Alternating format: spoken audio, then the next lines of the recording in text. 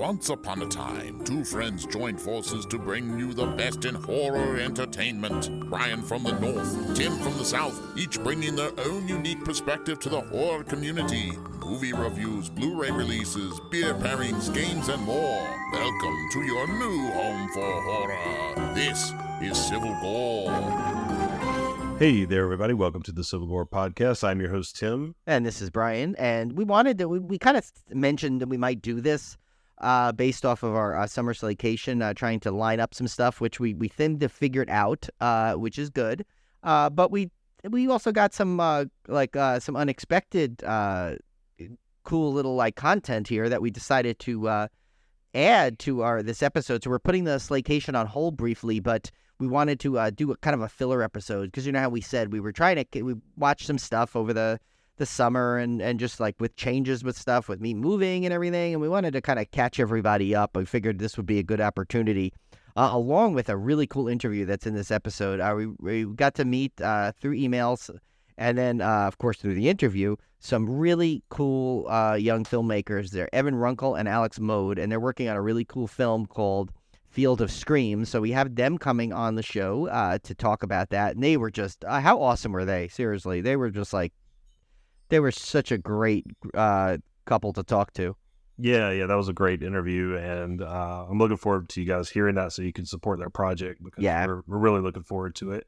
And like Brian said, this was kind of again, I hate to say filler episode because I don't feel like it's it's devoid of content in any way because of that awesome interview, but it's a filler content in terms of that we're putting the Summer Slaycation on hold just while we get some logistics figured out, which are going to be well worth the wait. Oh, I agree. Yeah. And also just to update you, since this is kind of like a update episode, we also have a lot of great content coming up in the next month. We already know we have 4 interviews lined up, I think. One of the films, that's why we're going to mention tonight. We're going to just touch on it briefly because we do have the interview scheduled for that one. But we also have our good friend David Weiner, who's kind of like an annual tradition. He's kind of like the Arthur Levine of Costa Rica. He really is. Yeah. You know, like once a year he has to come on, and we have to chat with him because it's awesome, number one. And two, it's kind of like almost a tradition. So we're going to talk to him about his latest In Search of documentary. And this one's going to be from horror films from 1990 to 94. So definitely excited to hear that. And that's like more of a crowdfunding it's not even crowdfunding, crowd participation. He's like, actually, like, they're really, if you get on their list, they're literally asking you on what you want to see in that documentary. It's just going to be really a fan-made documentary. And if it's anything even like remotely like the other 4 that we've seen from him, I have a feeling it's going to be just as awesome. So we have that. We also are going to keep some other ones as a surprise, but we have that coming up shortly. We have a new movie that we're going to talk to some people this week that's going to, I guess we'll pop that in as a bonus episode somewhere in the next week. And then another one towards the end of, I believe, September. That's some filmmakers that we've had on before that we think they're pretty awesome. And they're going to be on to talk about their latest film, which is if this is a hint, which is like just lighting up the festival circuit with excitement. And if you've seen the trailer to it, you'll know, but keep it. I'm gonna try and keep it vague, even though probably if you're smart enough, you can figure this out. I think I'm not that sleuthy that I could can hide many things, but yeah, tons of good content. And then we're gonna be right into haunt season, so it's gonna be awesome. And our October horror movie challenge coming up. So we're gonna have plenty of stuff to keep you entertained throughout the rest of the year. Even some surprises on top of that. So. Yeah. Oh, and we should mention just so you know. We might do something fun with this, but leading up to it, but when you hear this within a couple of days, of course, one of our good friends, Jeff Whitmire, Stabby Road is officially going to be released on September 1st. So if you backed it, you're going to get that in the mail. I already got to hear it because I was a backer, and I got the digital version, and it is just as fantastic as you would imagine. So definitely going to keep an eye on his social media for that, so you can, if you want to order yourself a copy. It is released September 1st. It's an amazing parody horror album. If you've been living under a rock and you don't know that, but that's what it is, and that's going to be awesome. So congratulations to our good friend Jeff Whitmire. And I've refrained from listening to the digital copy because I want the physical copy in my hand first. I'm kind of like delaying the gratification. Yeah, Tim's much better at restraint. I have no restraint, as you know, by my purchases. But I listened to it. Part of it too is because I was like, I got it while I was like traveling, so I needed to hear some good Jeff Whitmire music, and it is just as fantastic as you could expect from him. So nice. Well, let's get right into it. First, we're going to talk about some of our movie recaps, and we're going to close the episode out with our interview with Evan and Alex about Field of Scream. So going right into it, I guess we're just going to kind of trade these off, Brian. I think at least two of your three films I had already seen, so I guess we could talk about those. First of all, we'll get the non-horror out of the way, I guess. Yeah, let's get the non-horror out. We both saw Barbie. I did not get to see Oppenheimer, so I did not do the whole Barbie-heimer. I know, I didn't get to Barbenheimer either. Barbenheimer. But we went and saw Barbie with, I took the girls. I took Anna, I don't think Joshua went. I think I took Anna and two girls or something. Yeah, Joshua had a business meeting. We know that. Yeah, I don't remember the exact makeup but it was me and Anna and at least one of her friends, but possibly two. I can't remember. And we absolutely loved it. It was, I knew going in it was probably going to be pretty funny because I like Greta Gerwig and I really like this is going to sound crazy. Like I know way more about Barbie than any person, any male my age should never know about Barbie. No, you have a daughter, Tim. It's nothing to be ashamed of. It's not that Anna wasn't really even into Barbies. It was my mom was into doll collecting. Okay. My mom too, actually. And my mom, when I was growing up, I was still living at home. We went to a lot of doll shows. I went with my mom, and I learned a lot about the collecting side of stuff. And she had a good friend who still to this day collects Barbies and has literally thousands of Barbies. Wow. Literally thousands. Like her house, like she has an entire attic that's just boxes and boxes of Barbies, and I've seen her her Barbie room and everything. So I learned a lot about Barbie through her. So going in, I kind of knew it was kind of funny because I caught a lot of the references to like the obscure Barbies and some of the lesser known Barbies because I knew all this stuff from the doll shows. Because my mom's friend would go looking for those particular ones and that kind of thing. So it was kind of neat in that way. But we all really enjoyed it and I loved it. And I thought it had a really good message. And if you're sensitive enough to think that you're being attacked, then you're probably part of the problem. Yeah. No, this movie was done so perfectly. It was so much fun. I've always been a fan of Greta Gerwig's anyway. So I'm glad to see. And one of the best quotes I saw is someone said, because I guess it was the number one movie like in Warner Brothers release, like in history or something, right? It hit that. And someone said, oh, see, we need to make more money about toys. A movie about toys. That'll make money. And someone said, no, we just need to have more women direct movies. Exactly, and I was like, that's what you say.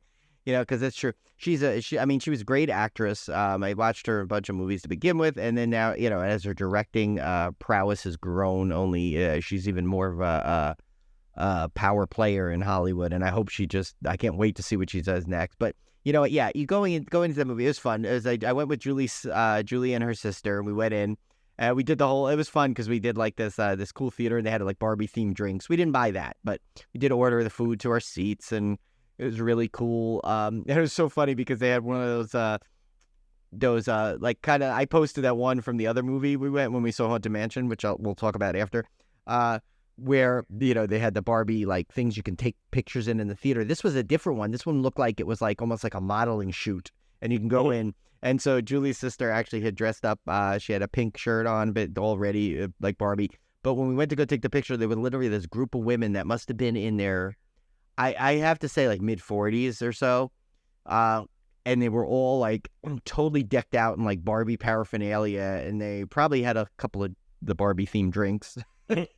And they were living it up. And I'm just like, you know what? This is what movies are all about. Like, they are going to a movie. They're made it an event. They're having fun and enjoy the hell out of themselves. And that is what, I mean, yes, I know we critique movies. That's what we do on this podcast. But at the same time, we've always said, when you forget what you're going to see a movie for, why are you even going to watch it? You got to enjoy it. You got to enjoy the movies. And these people enjoyed it. And that's what this movie did. I mean, this was a hell of a fun movie. Like, I think I had like a smile on my face the entire time. Just like, and I may not have gotten, all the references and jokes with the, like you said, like with the collectible Barbies. I do know my mom collected the I Love Lucy Barbies and the theme Barbies. Yeah. Those were fun. And stuff, but I don't know all the collecting things. But like, it's just everything about that movie was just like pure fun. Like Ryan Gosling, man, he just knocked it out of the park. He went all in. Yeah. It's like, totally. And Margot Robbie. I mean, she can do no wrong in my eyes. I mean, she's just incredibly talented. Will Ferrell's pretty much Will Ferrell. But I don't know if you know Emma Mackey from was in there. She was one of the Barbies. She was from Sex Education from Netflix, which is a show I absolutely love. So I was glad to see her in there. Whatchamacallit? I like Michael Cera. He's like it's so funny. It was such a Michael Cera role. Totally. Like there was nobody that could have played that role better. No, nobody could have. And you know what? Like I said, like, yeah, it's not horror, of course, obviously. But you know what? It's that movie, like from the first trailer, everyone was just obsessed with they're like, oh my God, this thing looks good. This looks fun. And it delivered. It delivered exactly what the trailer promised. There was no misdirection. It was just like, what a fun time. And I guess they're re-releasing it in IMAX, I guess, with now and post-credit scenes, I guess. Oh my God. Which is going to be funny. And that's definitely going to the boxolith, as I call it now, because there really is no set monolith yet. But yeah, so Tim and I both, I have no shame saying that I went and saw Barbie and I loved every second of it. The next one out here is Evil Dead Rise. I saw this one. I did not go to the theater to see this one. I watched it on streaming, but I was looking forward to it because everybody loved the trailer. Obviously, it was really popular. Hot take here. I do not get the backlash against an Evil Dead movie without Ash in it, so without Bruce Campbell, because I'm like, what do you expect this guy to do? I mean, he's older. He's done the Ash character. He made you a freaking incredible TV series that followed up on the Evil Dead. I mean, he's done everything in his power to give you what you want out of the Evil Dead franchise. Why can't they they made a perfectly decent reboot without him, which I thought was still really good. And just because there's some like real backlash against this because Bruce Campbell wasn't in it, which I did not understand. I mean, why can't you make it? This is its own universe kind of now. So why can't you like explore other aspects of this universe? And I thought it was incredible. I loved it. I thought it was super creepy. I liked that it had some nods to Ash's character, even though Bruce Campbell wasn't in it, and he gave it his full support. So, I mean, what more can you ask for? I really, really enjoyed it. Yeah, I don't get it's, and it's not like it's like one of these like Amityville movies where they just slap the Evil Dead title on it. No, I haven't seen it, but I haven't got to watch it yet. But just from what I know, this was a legit movie. This was made well. From everything I've heard, everyone that I know has seen it, has loved it, and has given it a sparkling review. So there's no need. You don't need Bruce Campbell in it. I know that sounds like sacrilegious or something, but the guy, if there's another story to tell in that universe where Bruce Campbell is not required in it, why is that a problem? I don't. And it would be different, like if they had just like completely just replaced his character and chose some random dude to play him, and or made like a clone of him and called him Mash. Or but there was nothing disrespectful about it. Like it adhered to the mythos of the Evil Dead. So I really liked it. Especially if he's giving his blessing, then you're almost disrespecting him now by like. Yeah, you don't believe him. He called out disingenuous. He called out a heckler in one of the Evil Dead panels I saw in one of the comic conventions that was like said something bad about it, and he like basically kicked the guy out. Good. Yeah. So so next one that you had on your list, Brian, was Haunted Mansion. Yeah, I've not seen this yet.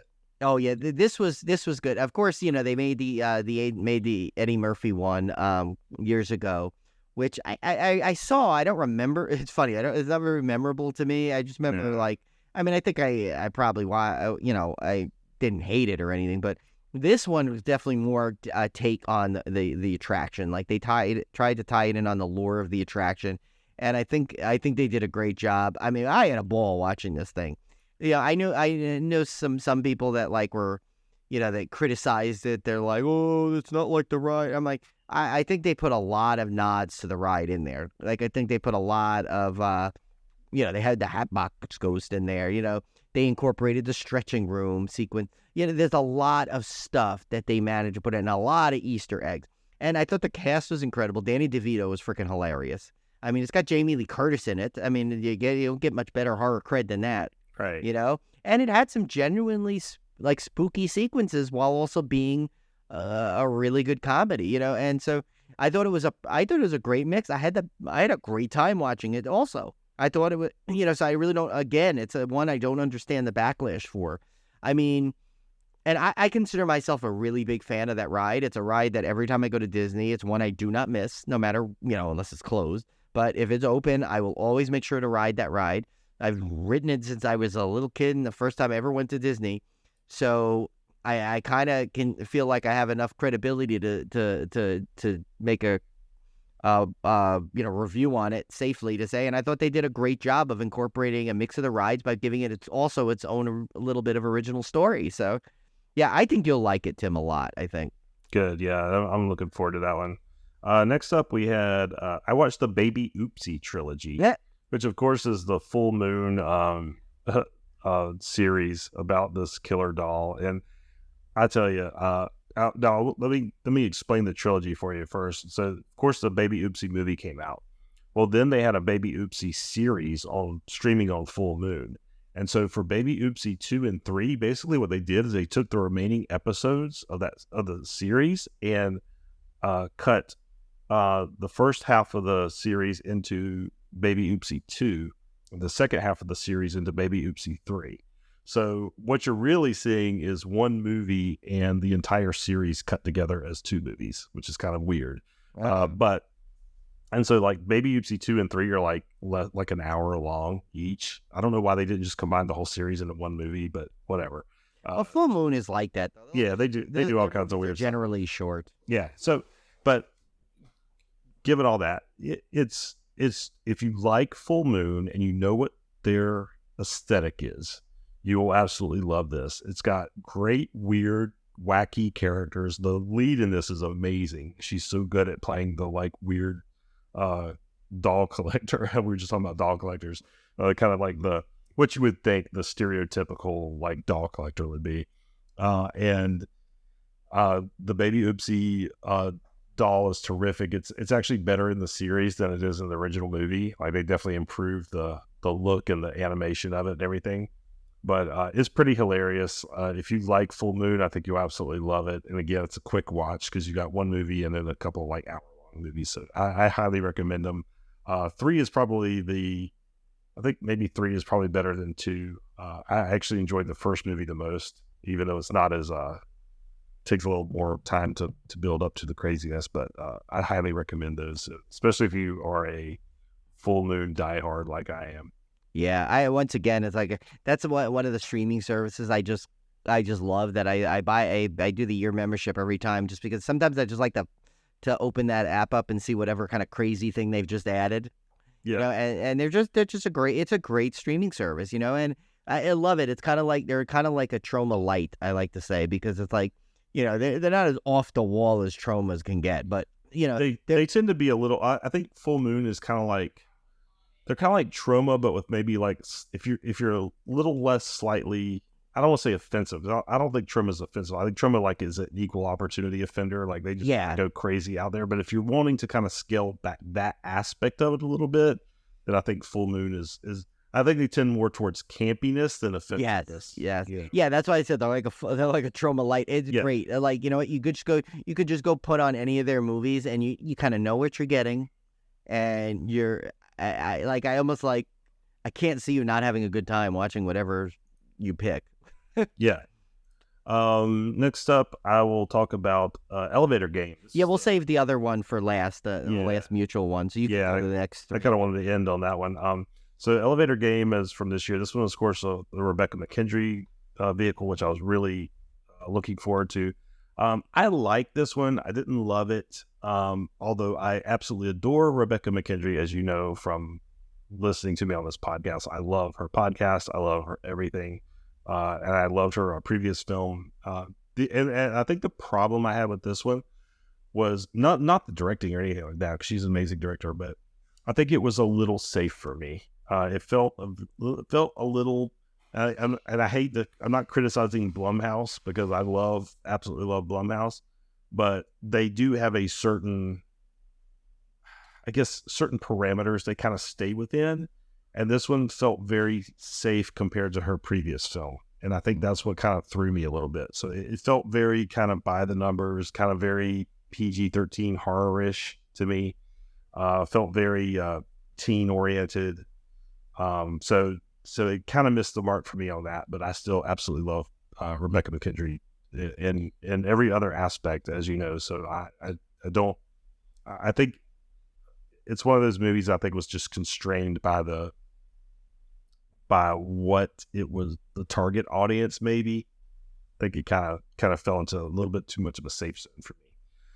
The next one up, I'm going to talk about is Sharksploitation, because I don't have to talk about this one very long. This is the shark movie documentary on Shudder. Fantastic, amazing. I loved it. It was, it goes through the history of shark movies. Talks a lot about Jaws, of course, and it was, as all Shudder documentaries are, I swear, I don't think I've ever seen a bad one. It's just a great overview of shark movies. The last two I had on my list, but I wanted to talk for last before our mutual one, because they were really something else. One of them was an older movie and one is a current movie. The older movie was Angst from 1983. German film. I'd never heard of this movie. And I saw it on a list of like most disturbing horror movies or something. I was like, I've never seen that. And with me taking German right now, I really wanted to see it because it's fully in German. And so I think it was on Tubi, as most things are. And this is essentially Henry, Portrait of a Serial Killer, German edition. It's about a serial killer, and it basically goes through an entire day of him getting released from a mental institution / prison. I think it was more of a mental institution. He gets let out, and then his entire day of going through, finding a family, and then doing all these horrific things.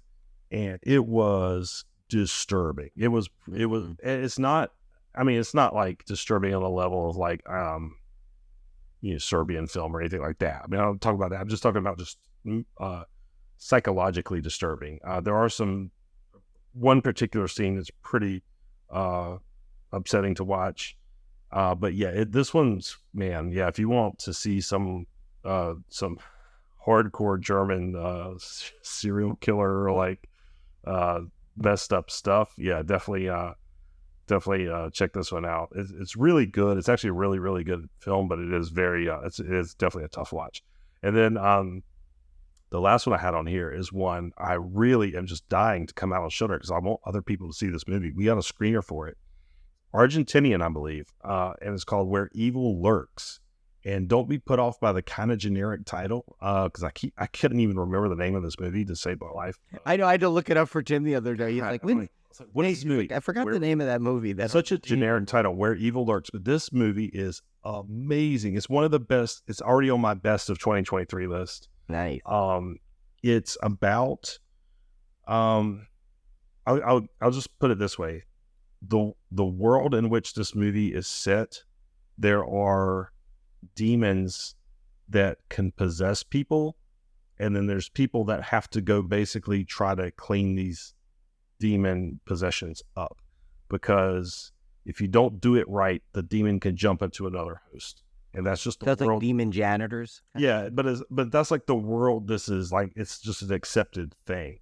But I like when they do that. I like when, when you think about it, it's an interesting take on horror, right? Because horror is usually like this fantastical thing of like, what if this actually happened? I like when it's like, that other, kind of like when True Blood did, it's like when they kind of put you in a world where like, okay, this horror is here and it's accepted. So now what do you do with it? Now what do you do? Yeah. Well, it's not like this is like some unusual event. So, but the thing about this movie that is so terrific is that being a foreign film, it goes to places that no American film would ever dare to go.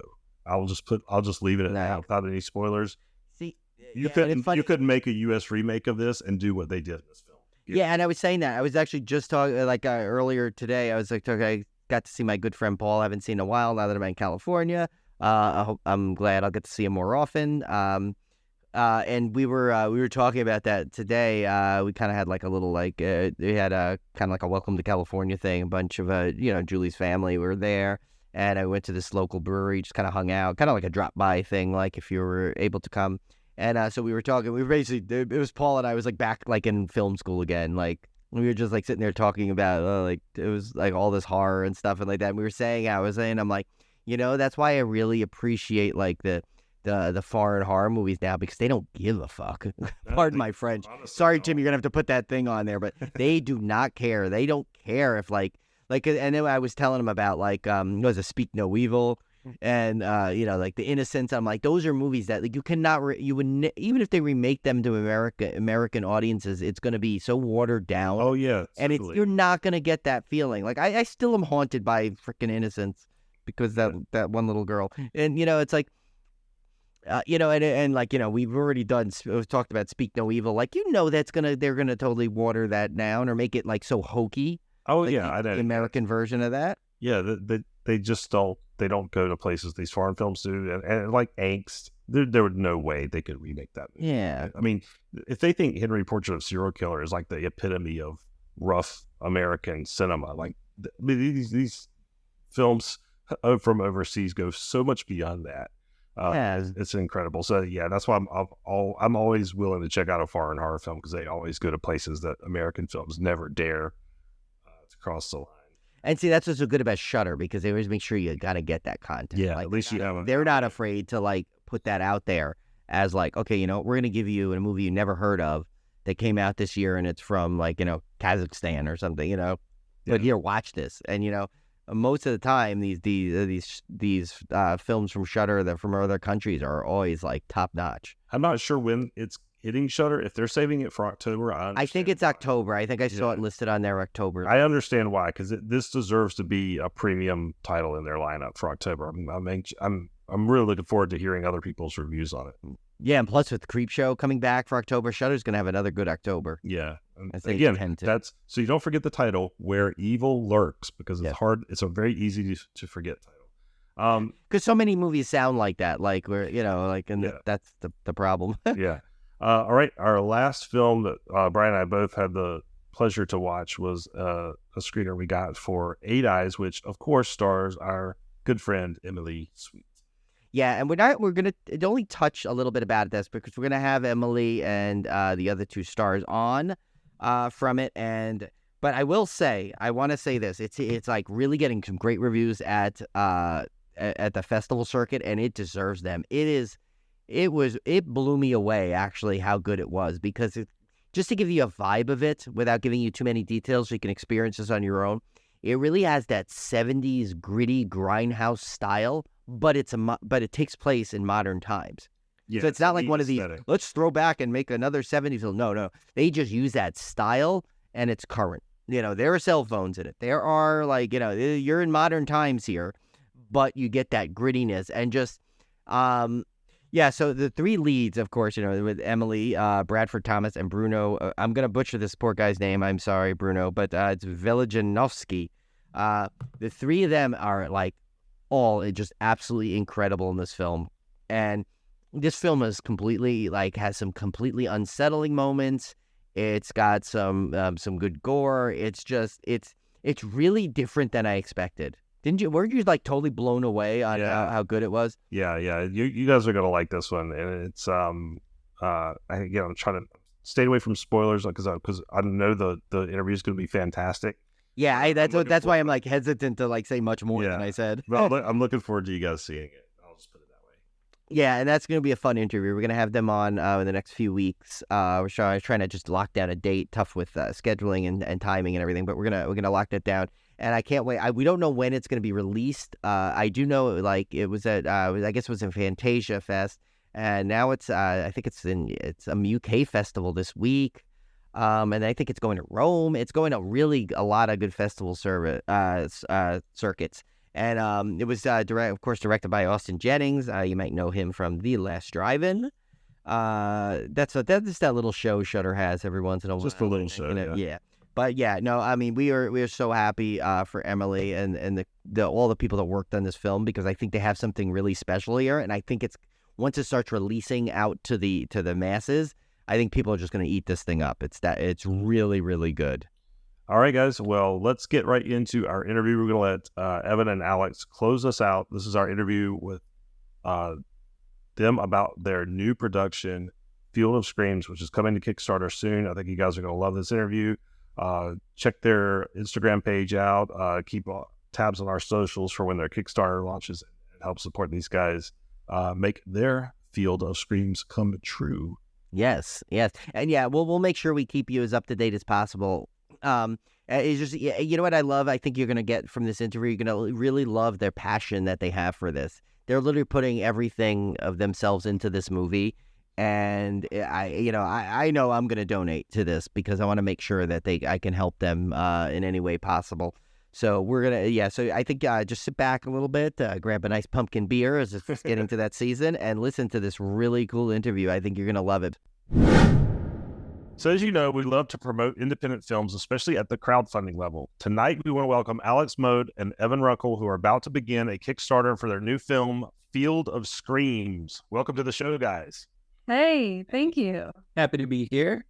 Awesome. We're glad to have you guys on, because as you know, we love supporting independent filmmakers. But before we get into the film, I wanted to give you guys a chance to tell us a little bit about yourselves and how you got started in filmmaking. Sure. I oddly got the chance to kind of grow up around it. I'm originally from Southeast Iowa, even though now we're based out of Colorado. And there's kind of a group called Prescribed Films.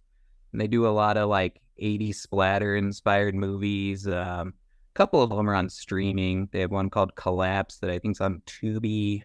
Oh, nice. And Demonica, which is one that I helped out with, is on Prime. And so they kind of taught me all the DIY spirit kind of thing, and that's a lot of my background. And then we met up in University of Iowa's film school, and which is kind of where I got my start to film. I came into it much later than Evan did, because I was a writer, and I was like going to college for theater and psychology, and one of my acting partners was like, hey, come to my film class with me. And I went, and I was like, you guys just watch movies? Like, that's your class?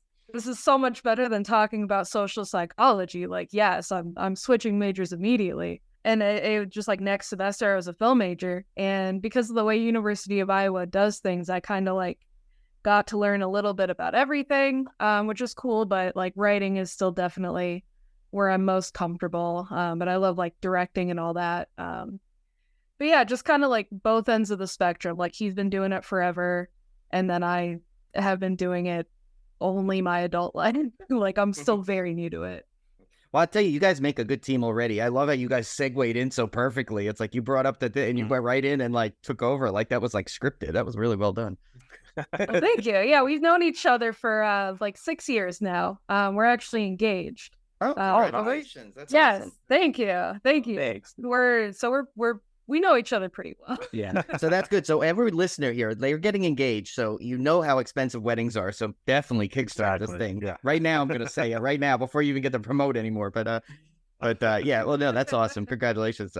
And I got to say, Evan, your shirt is killer shirt, of course. Gotta support Shudder there. That's a great. Heck yeah. Thank you. Yeah. That's probably the main reason I do the annual subscription is because you get a shirt and they're always so cool. Oh, I just switched to that annual subscription. I mean, we get like, I can't complain because they send us those nice gift boxes every year. But I do, I was like, I just switched it because I saw they were going up a little bit. And I was like, and they were like, we're so sorry to take, I'm like, you guys have been the best bargain for a streaming service forever. I said, please go up $1. I don't care as long. Yeah. Because, right. So, but I did switch to the year. So maybe I'll get a shirt too. That would be cool. But so, of course, you guys are on the show here specifically right now to talk about Field of Screams, which we want to know. We know a little bit about the film, but we want to give you a chance to let our listeners know about it, because Tim and I, this was right up our alley.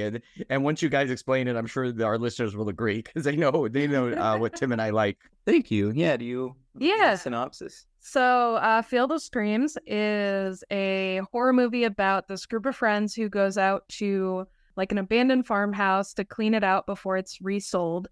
And while they're there, they kind of run afoul of a living scarecrow. And everything just kind of goes to hell from there.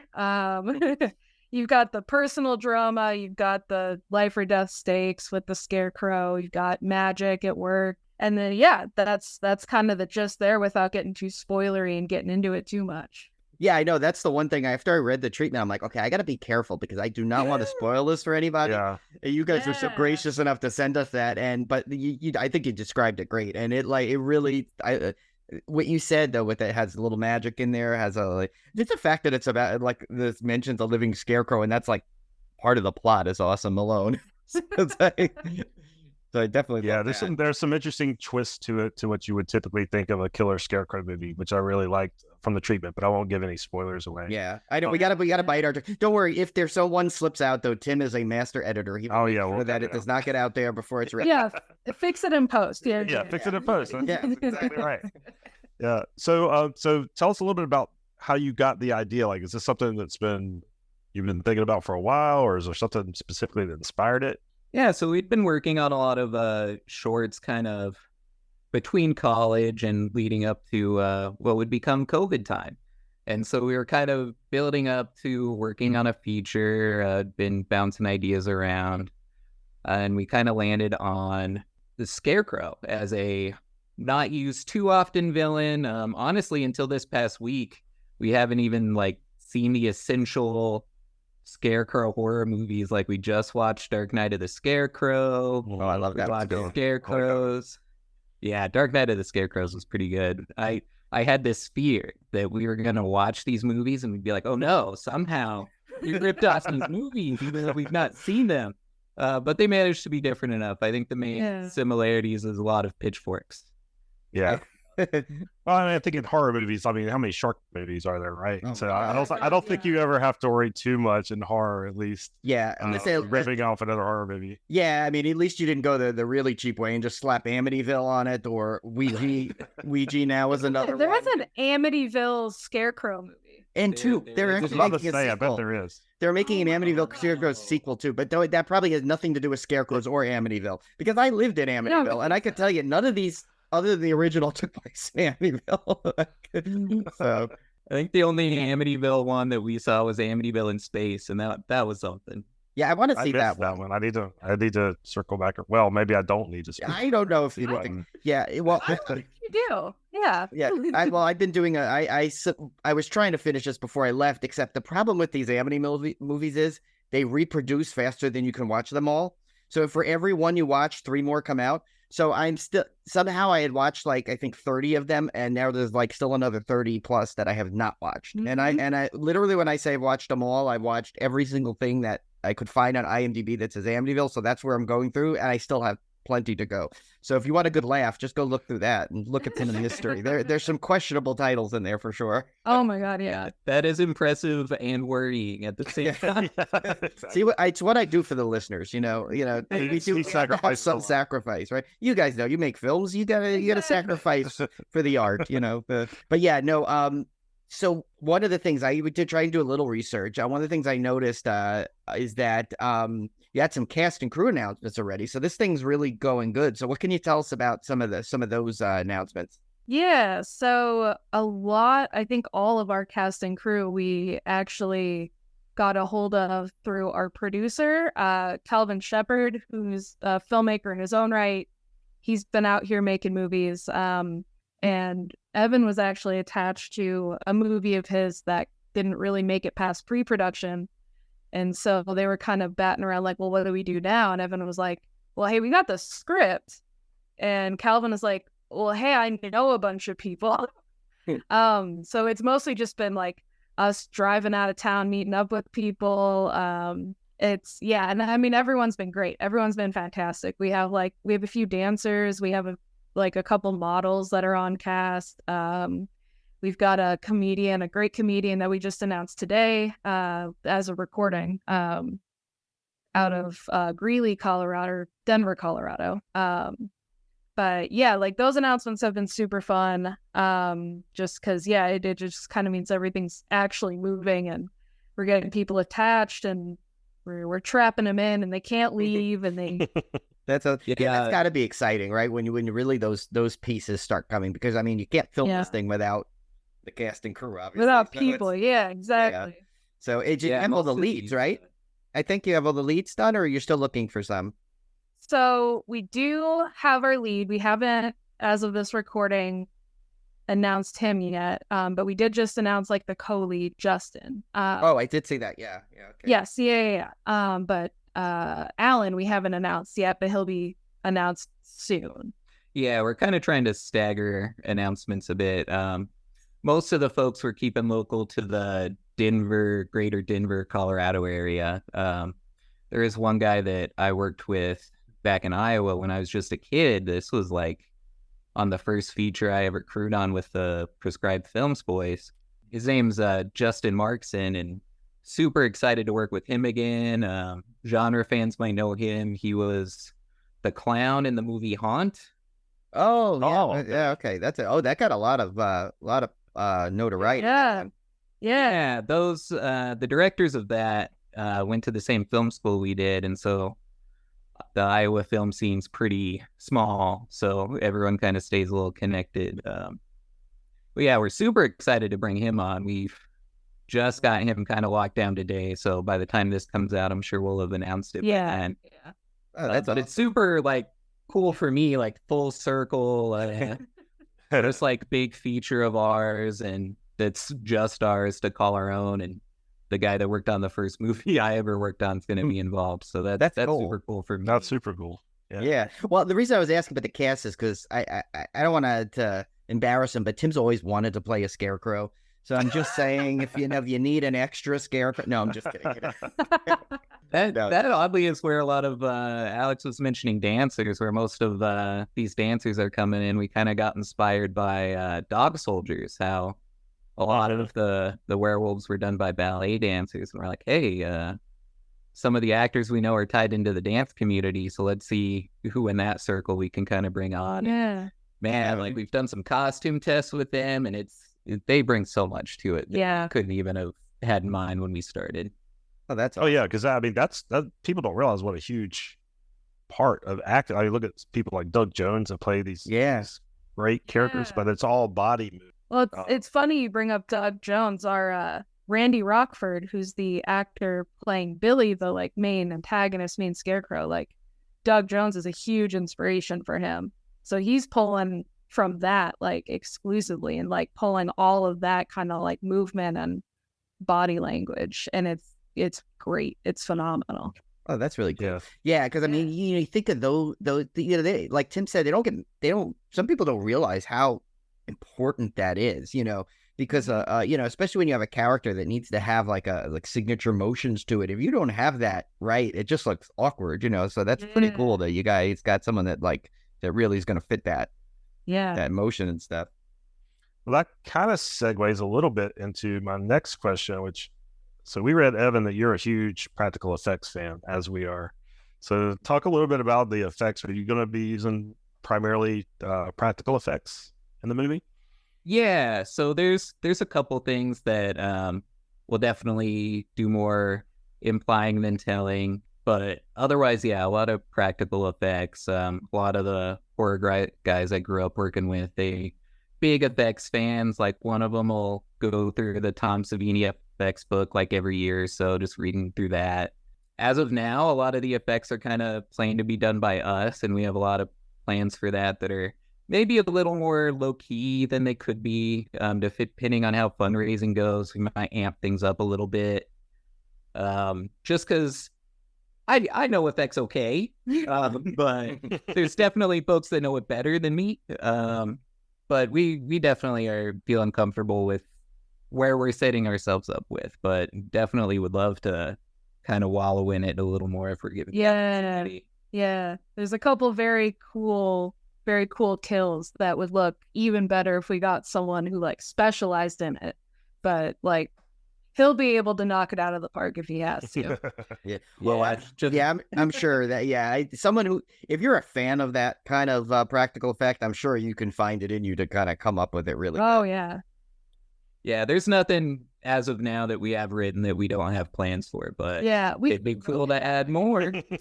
Yeah. Well, that's the thing. Yeah, you get those stretch goals. You get the, even, I mean, that's like, even, what was it? Damien Leone did that for Terrifier 2. He basically is certain goals. He was even telling me, he's like, look, this scene is going to be in there if I could do it. I have a vision for this scene. I want, if we can get this goal, it'll even be all that better. But he had levels of it and expectations, which was good. So, yeah, that's what we expect from you guys. That level. No, I'm just kidding. But pressure's on. Alex, I'll let you cut me in half. Oh, okay. Yeah, it's sacrificing again for your art. That's the way to do it. But so one of the things Tim and I always found fascinating is we've interviewed tons of different creators of films and stuff. And we love when we get writer director teams. Such as yourselves, and so like, how do you guys plan the workload? Like, from like the script writing, not just the script writing process, but also when it goes into production. Like, you guys have like, okay, you're gonna handle this, you're gonna handle that kind of thing. I know you touched on it before, but for script writing, it's really weird because like I've been writing for a while. Like it's always been like a passion of mine, but I like to write by myself. And then I met Evan, and he always wants to like collaborate. So first it was kind of a learning process of like, well, how do we write together? And a big part of that is learning how to argue with someone effectively. Yeah. Well, I mean, if you guys are engaged, that's a skill I was about to say. That just doubles your skills. Yeah. Exactly. But yeah, the writing, it's for us really just been about finding a rhythm. Like, we'll kind of work through scenes together. I know there's been a couple times where we've just put like hooked up the laptop to our TV so we can see the script like really big, and one of us will have the keyboard and the other one will just be spitballing and kind of blue skying ideas. And then other times it's just, hey, this scene is too hard. Will you write it, please? I don't know how to write this. But production wise, yeah. So oddly, a lot of our inspiration are kind of director teams. Prescribed Films, that group I worked with, they're a director-writer duo. Mike Saunders, Jason Bollinger, just to name drop them because they're my friends. And then also the folks behind Haunt, who also did 65 and wrote A Quiet Place. They're two guys whose career we followed a lot because it's always nice to see folks from the home state doing well. And they're a pair too, in the way that both these groups have kind of talked, have definitely influenced how we work together. I know Alex is more on the blocking and directing actors and that sort of thing kind of side of things, whereas I focus a little more on the technical stuff. A lot of the things that I've done crew for, I've done mostly like lighting crew, that sort of thing. A few times I've been first AD, just kind of getting things together. So it feels like a pretty natural split, especially with indie filmmaking, how everyone's always wearing like 5 different hats. Yeah, that's one of the things I love about indie filmmaking, though, is that it's you can't be super specialized, right? Because you're having to fill a role of multiple people. I think that's great, though, because I'm one of those type of people that likes to know a little bit about everything versus focusing on one specific part. So it's great that you guys already kind of had that little bit of a well-rounded background even before going into this, right? Yeah. University of Iowa is very comprehensive in how you like learn filmmaking. So yeah, I got to do a little bit of everything, and that was very cool. Yeah, no, that's like Tim too. I would love that like to hear that from indie filmmakers. So we had one indie filmmaker on. I think she wrote, directed, starred, and even did her own craft services for a movie she was making. I remember you guys talking about that. Yeah. I'm sorry, I know I bring up that story a lot, but to me that just blew me away. I'm like, oh my god, how you do all that? That's incredible. You're like kind of big. No. Yeah. You should bring it up every time. Well, if it brings some inspiration to somebody, I figured that's what's great there. But So, there's a short stretch that Alix was talking about playing one of the smaller parts in the movie. Yeah. And she just kind of, at a certain point in the pre-production process, like, man, I know it was mostly to save money, but I think it's worth paying someone to do this.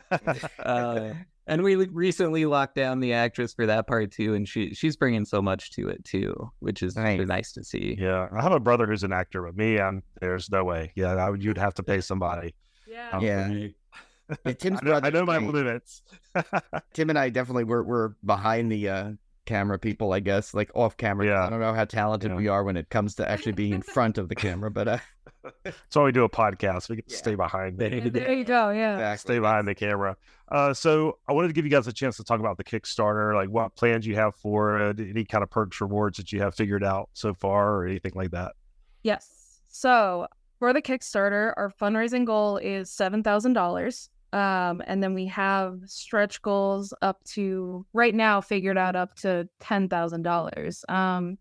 At the $7,000 mark, that is mostly going to actors and crew. And then, the overhead costs of running a Kickstarter and getting merch to people. At 8,000, that's like being able to bring on a couple extra people, like a special effects person to kind of like really make things look special. 9,000, we get to lock down someone for score earlier rather than later, and then maybe get that score going and give them a little more time to work on it. And then at 10,000, that's just like more money going into the pockets of the people that are making this happen. Like all of the actors and the crew, like we really want to make sure we take care of them. So once we get past like filling in those little spots like VFX and score, like a composer, we really just want to make sure that we're taking care of the people that are making all of this happen with us. As for reward tiers, we obviously we've got it figured out to try and get people access to the movie at a pretty accessible tier, probably around like $20-$25 is the plan there. And then we are planning to do like exclusive shirts, like special shirts for the Kickstarter. And then we actually have a couple friends of ours that are artists that are making original art that we're going to have as posters. Yeah. At some tiers. And so there'll be like 2 poster designs. You get to like choose which one you like, and those will be a big part of the rewards. And we've kind of been toying with some other things. Something I've kind of been toying with that I think we're for sure going to keep in as a tier is like at a higher tier offering people the chance to send in like a picture of themselves, and then we will print out that picture, put in like black and white, and then like put it in the movie. Oh, that's cool. So they can, really cool. Yeah. I was doing a lot of research on like, well, how do people run Kickstarters for movies? And a big thing people do is they try to like get people involved with it. And we didn't really have any place for extras, and we didn't really have any place for voiceover, which are sorry, Tim. There goes your scarecrow. Yeah, no, I'm sorry. I can do a great killer scarecrow. Hello. But so we figured pictures would be like a good way to do that, and then you don't have to worry about like scheduling stuff with people. They just have to send you like a JPEG and print it out, put it in a frame. And then hopefully at our like very top tier, we've got like, you get like a ticket to our premiere that we're hoping we'll be able to pull off next fall. So like really quick turnaround. Oh, nice. But that's like at our highest tier, and those are going to be limited to I think 3. Yeah, I know our producer was wanting us to keep that pretty small. Yeah, he was like, hey guys, don't give away all the tickets, please. Yeah. Please don't do that. I think you should add one like dinner with a scarecrow kind of. That's not a bad. So like I said, I looked into a couple different projects, and like one of them was definitely like, come have sushi with me, the director. Like we'll just have sushi and talk, and I'll write you a little short story about our conversation. I was like, that's adorable. I don't have the confidence in myself to think that my writing is worth somebody's money, but that's incredible. That's so cute. No, but yeah, Cool. stuff like that. I've seen that a lot on Kickstarters. That like FaceTime with the no pun intended there with with someone on the cast is or a crew or something like that is usually pretty big. Like I one of my favorite. What was the one I saw where it's like, I mean, obviously there's what like the bigger ones that you you could get killed on screen, kind of thing like that. Like obviously that one's tougher on like a budget like this, but but I think that picture idea is great, like replacement, like, especially because I mean I hope this is not too much of a spoiler, but there's a scene obviously where they're going through old stuff from your and then like look at that, like you can imagine like how many people could be like, oh my god, look there I am, kind of bringing people into what like it's I think that's a great idea. I mean, if I say I did that perk or something, and like my mother found out or something like that, she'd be between her. She's like her mouth would be all over telling everybody you'd have 5,000 people in a day watching this movie. So, but so yeah, no, those I think are the best kind of perks. I think or something from from the film. Like maybe you could do like, oh, you get a piece of straw from the scarecrow, something like that. So we kind of have that. Yeah, we have a couple higher tiers where we'll send out props from the set. Yeah, it's a lot of sharp farm tools, sort of. Yeah, to figure out like. Not to let you incorporate weapons in any way with your project. Yeah. So unfortunately, they're farm tools. See, I don't think any of the weapons will make it out. But win this pitchfork, right. To win this pitchfork. I could just see that. Except the sad thing is, like Tim and I would probably want that, but yeah, we'd want like an autographed pitchfork, something like that. But yeah, that is great. And of course, once that gets going, we'll make sure we share it with everyone. And I'm definitely gonna get on one of the tiers. I don't know if I can get that like win a pitchfork level, but I'm definitely gonna contribute. That I've always liked to help out our guests and stuff. Hey, we appreciate it, man. Yeah, thank you. Yeah. Oh yeah, absolutely. But now we want to give you a time to give your give a big pitch for this thing. Tell our listeners okay, hey, this is our film. This is what what will stand out that'll make this something they really want to see.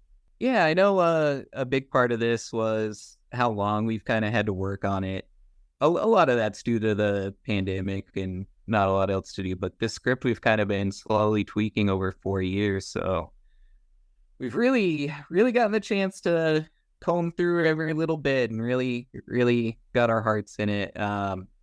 We wrote this mostly while we were still living in Iowa, and kind of something that slowly through the writing process came about was kind of the disconnect from having to leave your roots. We now live out in Colorado, and there's definitely a lot about leaving the farm, and that kind of was pretty personal to us in a very real way. Yeah, and again, without spoiling too much, it does that thing that horror so often does, where it takes a very real thing we all experience, like grief, and then deals with that through ridiculous monsters that absolutely do not exist. And so it's not unique in that way, but I think, because of what both of us have kind of gone through, we both lost people, we both know kind of what the grieving process is like. So getting to share that and getting to explore that in a medium and in a way that is so fun has been really special. And I think it'll be special to watch. I think not only is it a fun story, but it's a story that, you can relate to. I think that was really important to us, was making a good monster and then making good characters that people could root for or could see themselves in and could be like, yeah, I've had to have this conversation. Yeah, I've definitely felt like that before. But yeah, I think it's just very personal to the both of us. And I guess fun and crazy as it is, it's still very personal, and we're really wanting it to hit on that level with people. And I think it's something a lot of people will find personal to them too. Kind of another thing I want to add too, not to go on too long, but just since getting involved in the Colorado film scene is just, we've been so impressed with the level of talent of people, and thanks to our producer, like we were saying, we've been able to get just so many people on board that, man, I don't know how these folks aren't already big doing stuff. So yeah, even if not for us, to give them more in their pockets and to give them more of a platform, I guess, that's a reason on its own to support this, I would say. Exactly. Yeah, there's a great community out here that like we're so excited to be able to give a voice to and kind of uplift with this project. And like the more people see that, like the more people are like, wow, there's a community here. There's a group of people here and they can make something happen. Yeah, what's Calvin been trying to call it? Hollyrado? Yeah, he's been trying to call it Hollyrado. That's like what Tim is. They call Wilmy Wood because he's Wilmy Wood. Oh my god! I don't know if it'll catch on, but I like it. I like it. Yeah. Yeah, just sneak it in there. Sneak it into your everywhere you can. But yeah, big pitch. Like this is a movie made by people that really care about it and really care about each other. More and more as the process goes on, we're kind of building this little family. And I think that definitely shows through in these kinds of projects. You really when like a group of people really put their hearts into something. And aside from that, it has killer scarecrows in it. So yeah, that's alone that got me and Tim. Yeah. So yeah, I mean, exactly. Yeah. Yeah. No, I was just gonna actually reiterate that what you just said too. Was that I think horror fans more than any other genre too really can tell when someone puts their like heart and soul into a project, and it automatically just gives this other level of appreciation, because I think horror fans, always had that community feeling to begin with, and when they could see that in a production, I think automatically that just pulls you into something. And I think that's like, and I mean, we just knowing you guys for the half hour here, I could tell that you guys have that, and it's so great to see that you're kind of like really living your dream here to make something. Well, thank you. Yeah. Yeah, I've been trying to focus on that part of it and not how hard it all is. Not the terrifying part of it. Yeah. Yeah, this is the dream I've been fighting for, and I'm trying to feel that part. Yeah. Well, we'll do everything in our power to help you guys be successful as little as we can. I mean, as little as our little podcast can do. Yeah. We'll do what we can. Mean, we appreciate it. We so appreciate you guys giving us time and doing this. Like this is awesome. We really appreciate it. Yeah, the other night we got to watch Dash, which you guys interviewed. Yeah. Oh yeah, that's like. Man, the quality of that movie, I was like, are you sure we should be going on this? Like, dang. I was having heart palpitations. I was like, time it's a real movie.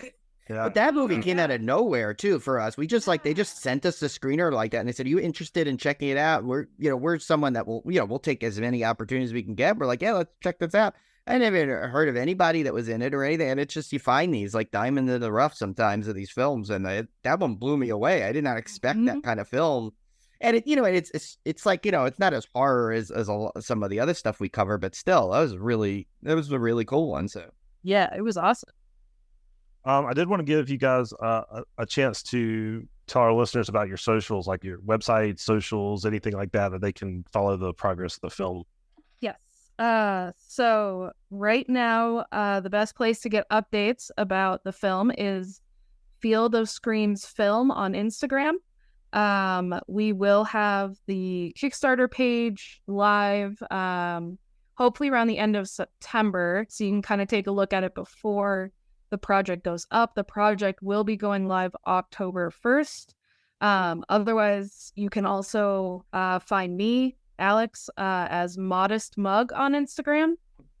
Yeah, and mine's Evron42. I think they're both linked under the social page. Yeah, so though you can find both of those if you're interested in following us, and then you can follow, like I said, the Instagram page at Field of Screams Film. That's where we're going to be posting information about all our cast and crew updates, which we've got some exciting stuff in the works. Our Kickstarter updates, where we're going to kind of break down all of our reward tiers, so ahead of time, what's in store, and just general production updates as well, and some movie memes. Yeah. I got a whole folder on my phone. Little movie memes.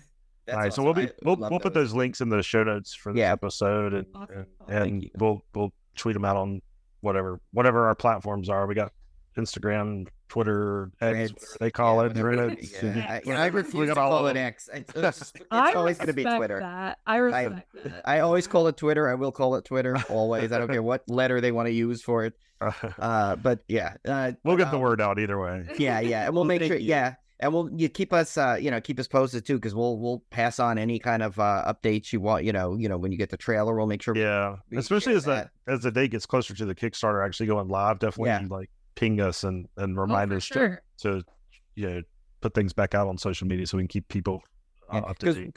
Because once you're on the podcast, you're like stuck with us. So we're like, you're we have a part standing, of the podcast family. Yeah. Like for everybody we've ever interviewed, there's like a standing open invitation that if they ever have anything they're doing, they're coming back on to. Yeah. So we hope this is the first of many films that you come on and talk to us about. Because that's our plan. That's up to how the money plays out. That's the plan. As long as this doesn't bankrupt. No. So hear that, listeners. We're Tim and I are making sure that that Alix and Evan get their dream here. So keep on make sure you keep posted to our socials too. So we'll make sure that we share everything, and if you can contribute, or even if sometimes even just sharing the word of it. If you can't, it doesn't always have to be a financial help. If someone you can't always like donate something, at least help share or spread the word, because you never know who it's going to hit if it lands on some billionaire's desk and they say, you know what, I like this film, here you go. Yeah. Well, thank you guys so much for coming on. That was awesome. Again, always appreciate the work that indie filmmakers put into their films, because I know just from, I don't know personally from firsthand experience, but I know from talking to a lot of indie filmmakers the amount of work, the amount of sacrifice, the amount of money that it takes to get a film off the ground. So I really appreciate what you guys do to entertain us. So I wish you all the success in the world. Thank you so much. Thank you guys for having us on. Yeah, it's nice to be on after listening to you guys. So it's very surreal. That's good. Usually people say like, "Oh my god," after listening to them, I just want to like delete their podcast. But that's what they look like. That's a treat to hear. Yeah. Oh, is that them? We've been duped. They sound professional, but no. Now they.